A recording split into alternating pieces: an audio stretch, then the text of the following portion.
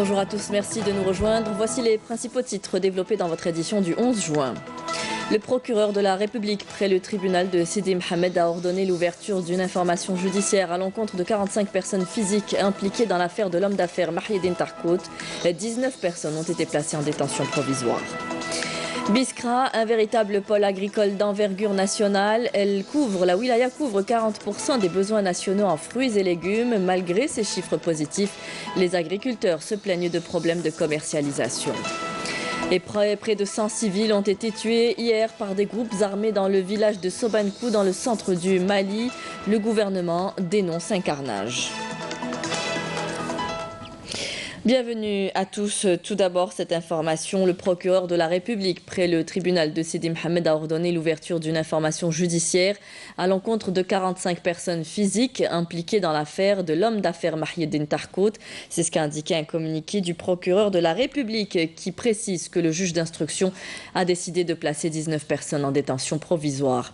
Les personnes poursuivies pénalement sont Tarkout Mahieddine, son fils et 2 de ses frères, en sus de 38 fonctionnaires de différentes administrations publiques et services ministériels et de 3 salariés d'entreprises appartenant à Tarkout, a fait savoir la même source.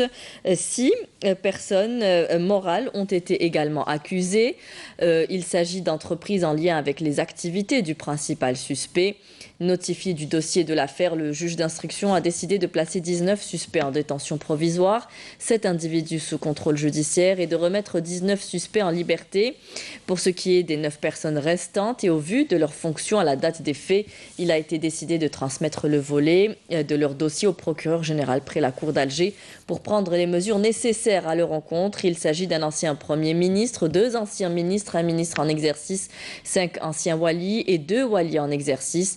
Les charges retenues contre ces personnes sont blanchiment d'argent, transfert de biens obtenus par des faits de corruption à l'effet d'en dissimuler la source illicite dans le cadre d'un groupe criminel, dilapidation de deniers publics, abus de pouvoir volontaire à l'effet d'accorder d'indus privilèges. Le procureur de la République avait entendu depuis dimanche dernier 56 personnes dans le cadre de cette affaire, conclut le communiqué. Le chef de l'État, Abdelkader Ben Salah, a procédé hier à plusieurs nominations et mis fin à des fonctions dans le secteur de la justice. Selon un communiqué de la présidence de la République, Abdelrachid Tabi a été nommé premier président de la Cour suprême, Abdelrahim Majid, procureur général près de la Cour suprême, Bitam Abdelmajid, directeur général des ressources humaines au ministère de la Justice, Hamdan Abdelkader, inspecteur général au ministère de la Justice, Jarir Abdelhafid, directeur général des affaires judiciaires et juridiques au ministère de la Justice toujours, Gasmi Jamel, président de la Cour d'Alger. Le chef de l'État a mis fin par ailleurs aux fonctions de Boukhar Fatiha en tant que présidente de la Cour de Tipaza et de Mellak Abdallah en tant qu'avocat général près la Cour suprême. Le ministre du Travail, de l'Emploi et de la Sécurité sociale, Hassan Tidjani Haddem, s'est entretenu hier à Genève en marge de sa participation à l'ouverture des travaux de la 108e session de la Conférence internationale du travail avec les ministres du Travail de la Libye et de la Palestine. Le ministre du Travail participe aux travaux de cette session à la tête d'une délégation tripartite de haut niveau comprenant des représentants du gouvernement, des travailleurs et des organisations patronales. Je vous le disais en titre, Biskra, une référence en production agricole. La wilaya cultive près de 40% de la production en fruits et légumes. La région est reconnue comme un pôle de production d'envergure nationale. Cependant, les agriculteurs font face à un problème récurrent, la commercialisation de leurs produits. Camélia Melal. Située à une vingtaine de kilomètres du chef-lieu de la wilaya de Biskra, la commune de Sidi Ourba s'est forgée au fil du temps sa vocation agricole. Elle compte aujourd'hui plus de 4500 exploitations agricoles. C'est un pôle agricole par excellence. Nous avons le plus grand nombre de serres dans cette région. Nous avons une production abondante en poivrons et en tomates. Nous sommes même arrivés à cultiver 250 tonnes de tomates et la wilaya de Biskra compte à elle seule 7000 hectares de superficie agricole. Nous produisons plusieurs variétés de fruits et de légumes. Nous couvrons largement le marché. Bien que les agriculteurs de la région de Sidi Ourba aient bénéficié de plusieurs facilitations et d'aides des services agricoles, Quelques points négatifs entravent cependant l'activité de ces agriculteurs. Nous demandons aux autorités concernées de nous résoudre un autre problème que celui de la commercialisation. Cela nous permettra d'augmenter la production de fruits et légumes et améliorer ainsi l'économie nationale. La qualité du produit est excellente, mais la commercialisation entrave notre activité et je ne vous le cache pas, les agriculteurs de la région envisagent même d'intégrer le marché étranger, mais nous avons toujours le problème de logistique qui revient à chaque fois. Avec cette production abondante, les agriculteurs ambitionnent donc de satisfaire toutes les demandes qui proviennent aussi bien du marché national que de l'étranger. Vous pouvez acheter votre vignette auto au niveau de votre bureau de poste ou dans les centres d'impôt. Le délai d'acquittement a été prolongé au 31 juillet. La date initiale fixée habituellement au mois de mars a été reportée sur décision du ministère des Finances qui affirme que les prix n'ont pas été augmentés. Manel Boutouaba. La vignette automobile est disponible au niveau des bureaux de poste et des recettes des impôts à travers le territoire national depuis le 2 juin dernier. Son prix est fixé en fonction de la puissance de motorisation du véhicule et de son ancienneté. Concernant les véhicules de tourisme, une fourchette de 500 à 3000 dinars est imposée aux véhicules de plus de 10 ans, 1000 à 4000 dinars pour ceux dont l'âge varie entre 6 et 10 ans, 1500 à 6000 dinars pour les véhicules de 3 à 6 ans et 2000 à 10 000 dinars pour les moins de 3 ans. Concernant les véhicules utilitaires et d'exploitation, la fourchette varie entre 6 000 et 18 000 dinars pour les véhicules de moins de 5 ans et entre 3 000 et 8 000 dinars pour les véhicules de plus de 5 ans suivant la capacité. Quant aux véhicules de transport de voyageurs, le prix est de 5 000 à 18 000 dinars pour les moins de 5 ans et de 3 000 à 9 000 dinars pour les plus de 5 ans suivant le nombre de sièges. La vente des vignettes de l'année 2019 prendra fin le 31 juillet. Pour le bon déroulement de l'opération, la direction de la Poste et des télécommunications a mobilisé tous les moyens humains et matériels.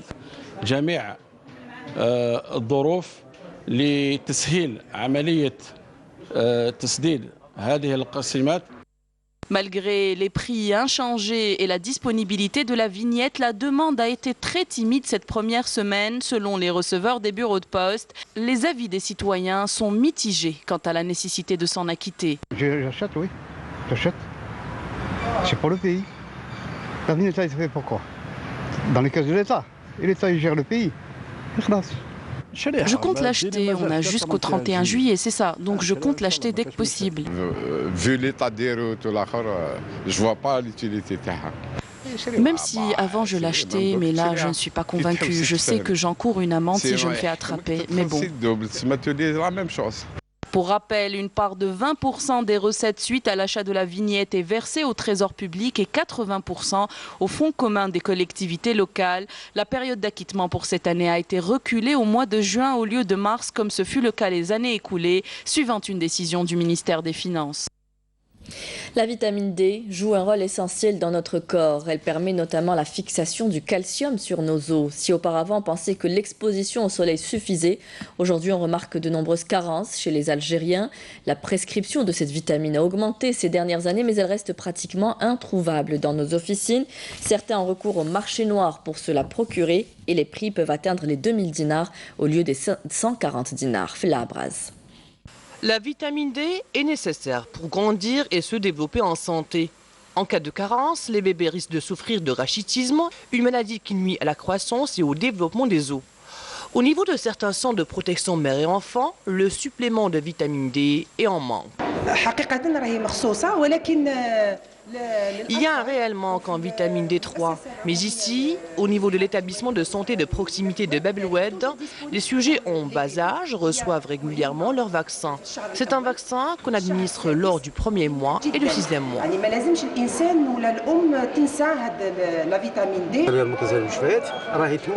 La pharmacie centrale des hôpitaux distribue la vitamine D à tous les centres de santé à travers le pays. L'année passée, nous avons distribué 1 600 000 doses pour les hôpitaux et depuis 2 années, nous dépannons même les citoyens qui viennent acheter directement chez nous les doses, vu le manque au niveau des officines privées. Des officines où nous avons constaté le manque réel en dose de vitamine D. En trouver relève du miracle. Un produit manquant, c'est parmi les manquants. Oh là là.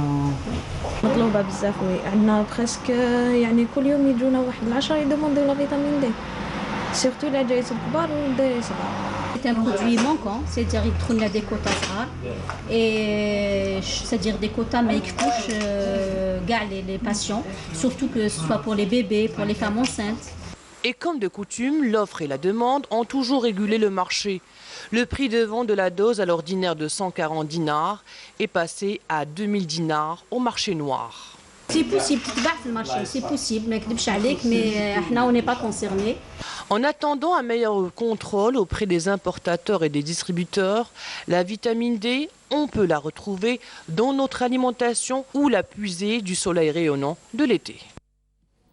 Dans l'actualité internationale, l'Algérie a condamné avec force le terrible massacre perpétré contre des citoyens maliens dans le village de Sobankou, dans le centre du Mali, tout en appelant tous les acteurs à œuvrer pour mettre rapidement un terme à cette escalade de violence, indique le ministère des Affaires étrangères dans un communiqué. Un bilan estimé à une centaine de morts, des maisons incendiées, des animaux abattus, une attaque a ravagé un village du centre du Mali où le cycle d'atrocités entre communautés désormais antagonistes menace l'existence même du pays, a estimé le président Ibrahim Boubacar Keïta. Naïma Haouch. L'horreur a frappé dans la nuit du dimanche à lundi le centre du Mali, un village de la zone de Bandiagara, à l'est de Mopti. Les violences intercommunautaires entre Peul et Dogon menacent l'existence même du pays, au dire du président Ibrahim Boubacar Keïta. L'attaque, qui s'est soldée par des dizaines de morts, fait suite au massacre le 23 mars dernier de quelques 160 Peuls attribués à des chasseurs Dogon dans cette région proche de la frontière avec le Burkina Faso, devenue désormais la plus violente du pays.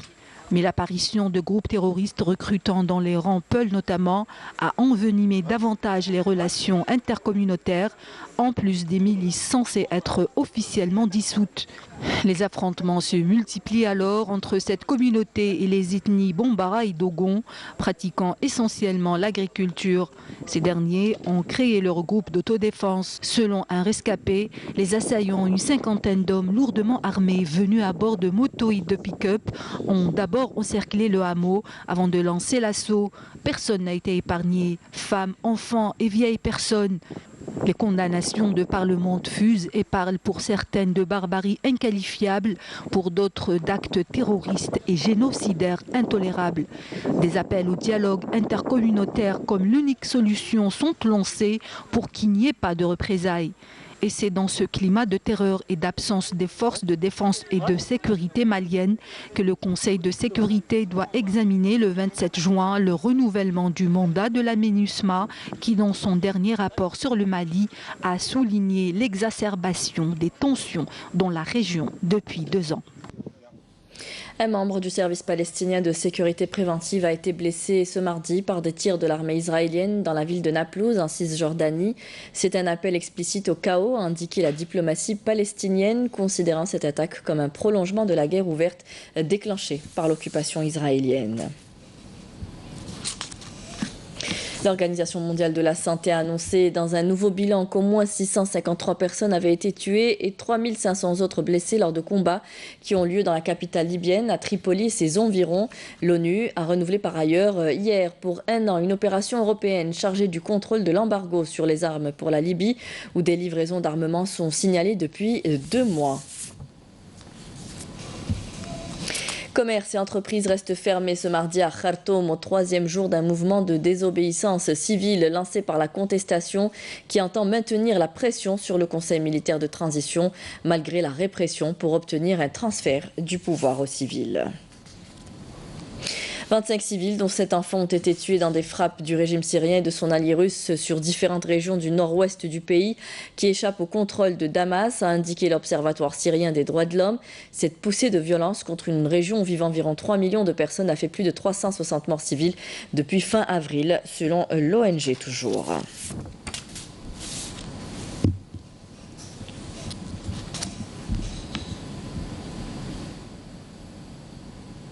Retour en Algérie. Une enveloppe de 50 millions de dinars a été allouée pour la préparation de la saison estivale 2019 dans la wilaya de Tipaza. Des préparatifs qui touchent pas moins de 43 plages autorisées à la baignade avec le nettoiement du sable, la réparation de l'éclairage public ainsi que la création de nouveaux parkings pour les estivants. Tipaza qui espère battre cette année le record des 6 millions de vacanciers qui ont fréquenté ces plages l'année dernière. Karima Ifa. Une saison estivale qui va connaître sa vitesse de croisière avec la mise en branle des derniers préparatifs dans les communes côtières qui s'apprêtent à faire face aux rushs des vacanciers et tenter de les recevoir dans de bonnes conditions.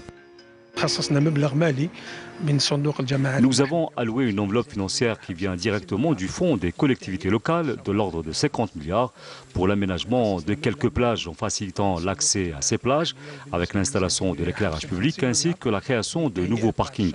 Il faut savoir que pour l'été 2018, 43 plages étaient ouvertes à la baignade. Pour la saison 2019, on a ouvert 5 plages supplémentaires au niveau de Bousmaïl et de Fouka. وفوكا حوالي 5 شواطئ تقدر قدرة الاستقبال بمناسبة موسم الاستياف بالنسبة للمؤسسات. La capacité d'accueil au niveau des établissements hôteliers de la wilaya est de l'ordre de 3000 lits. Quant aux centres de vacances et de loisirs ainsi que les colonies de vacances, la capacité d'accueil atteindra cette saison les 9000 lits. سوف تكون في ما يعادل حوالي 9000 سرير. L'été, c'est également la saison où les éléments de la protection civile sont sollicités jour et nuit, d'où la mobilisation de la direction régionale de la protection civile de Tipaza, de l'ensemble de son personnel, et ce, sur toutes les plages de la wilaya. Nos éléments seront présents sur les 43 plages autorisées à la baignade, avec l'appui de maîtres nageurs saisonniers, ainsi que la mobilisation de tout le matériel roulant de la protection civile, à savoir les ambulances et les camions de pompiers au niveau des principaux axes routiers fréquentés cet été par les vacanciers. L'année dernière, la wilaya de Tipaza a reçu pas moins de 6 millions de visiteurs entre juilletistes et haussiens. Cette année, avec la réouverture du complexe Tipaza Village, après une réhabilitation qui a duré plus de 4 ans, la wilaya compte attirer plus de vacanciers, notamment des étrangers. La station rupestre de Keflkhel abrite de superbes représentations de bubal, des animaux préhistoriques. Rahim Abdelaziz nous fait découvrir pour la première fois ce site archéologique méconnu. Reportage. Al-Bayad. À 500 km au sud-ouest d'Alger, cette région des monts d'Ersor abrite un riche et varié patrimoine archéologique ancien. L'ensemble du territoire de la wilaya d'Al-Bayad du nord au sud, et plus particulièrement la région des monts d'Exour, est un véritable musée, un amphithéâtre, un musée à ciel ouvert où on peut découvrir de nombreux sites de gravures rupestres laissés par des populations qui se sont croisées au fil des siècles, bien avant notre ère. Cette région des hauts plateaux, au massif montagneux formé de grès, constitue un véritable musée à ciel ouvert. Il s'agit d'un endroit des plus féeriques que l'historien Abdelkader n'a pu visiter à cause de son éloignement.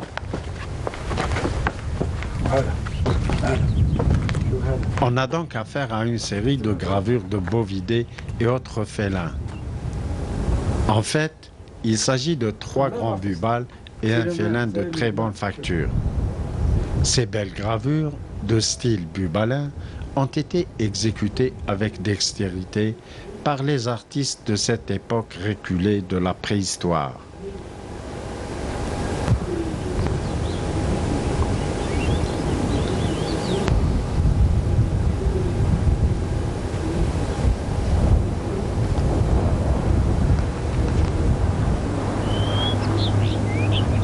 Tout compte fait, la station rupestre de Keflkhel reste la plus conservée, et ce, parmi celles existantes au niveau des monts d'Ersor.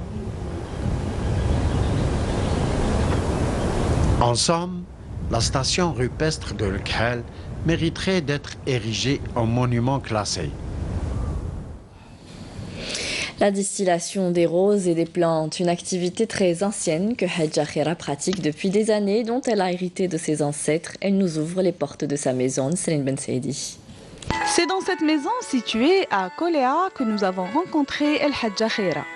Ici, cette dame est réputée pour la distillation des roses et des plantes, une activité qu'elle pratique depuis des années et qu'elle affectionne particulièrement.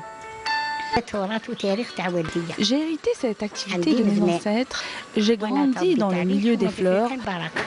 C'est ici que Hadja Khaira choisit soigneusement les plantes et les fleurs qu'il faut pour chaque préparation.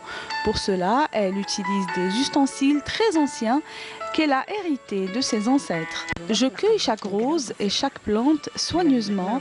Ensuite vient l'étape de la distillation. Chaque plante est utilisée dans un domaine précis. Les roses, par exemple, sont utilisées pour faire des gâteaux, tandis que les plantes, elles sont utilisées pour soigner différentes maladies liées au changement de saison, par exemple. Dieu nous a donné une grande variété de plantes que j'essaie de préserver et je tiens à ce que mes petits-enfants continuent dans ce domaine. C'est dans sa modeste demeure, qu'elle qualifie de royaume des fleurs, que Hadja Khaira met tout son savoir-faire et consacre tout son temps pour la distillation des roses et des plantes, une activité qu'elle tient absolument à transmettre à ses petits-enfants. C'est la fin de ce journal. Merci à vous tous de nous avoir suivis. Vous pourrez suivre juste après le journal le bulletin météo présenté par Mina Abed. Quant à nos programmes, vous pouvez les revoir sur les adresses qui s'affichent en bas de votre écran. Rendez-vous ce soir avec Amina Zahouf pour le journal à 19h. Très bonne journée à tous. Au revoir.